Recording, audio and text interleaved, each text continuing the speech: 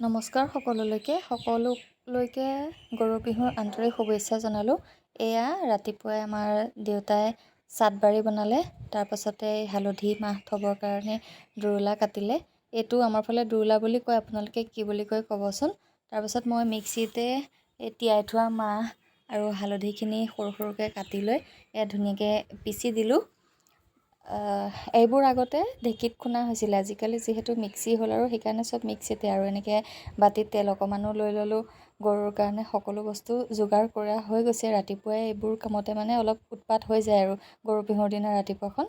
এয়া ধুনীয়াকৈ মানুহজনে বেঙেনা, থেকেৰা, লাও লৈ এয়া কাটাত লাগি গ'ল। এয়া কাটি প্ৰায় সম্পূৰ্ণ হৈছে। ল'ৰাই এয়া হুঁচৰি গাবৰ কাৰণে টকাটো সেই ৰাতিপুৱা পাই টকাটো হাতত লৈ সি আজৰি। এয়া আমি ধুনীয়াকৈ গোটেইখিনি ৰেডি হৈ গ'ল। তাৰপাছতে আমি এতিয়া গৰু নোৱাবলৈ যাম। গৰু আগতে আমি এনেকৈ ধুনীয়াকৈ তেল দিওঁতে সেৱা কৰি লয়। মানুহজনে গৰু গাত তেল সানিছে প্ৰথমতে। আমাৰ বেছি গৰু নাই বাৰু, 4টা গৰু, এহাল দমৰা আৰু মাইকী এজনী, পোৱালি এটা, সেই সিমানেই। এয়াই পোৱালিটো নতুনকৈ হৈছে, এইটো মাইকী পোৱালি।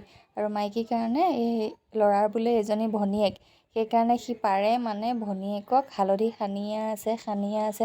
বাকী গৰুকেইটাৰ ওচৰলৈ যাবলৈ তাৰ ভয় লাগে। আৰু এনেকৈয়ে হালধি মাহ সানি পেলাই ডাঙৰ হালক নদীলৈ লৈ যোৱা হ'ল।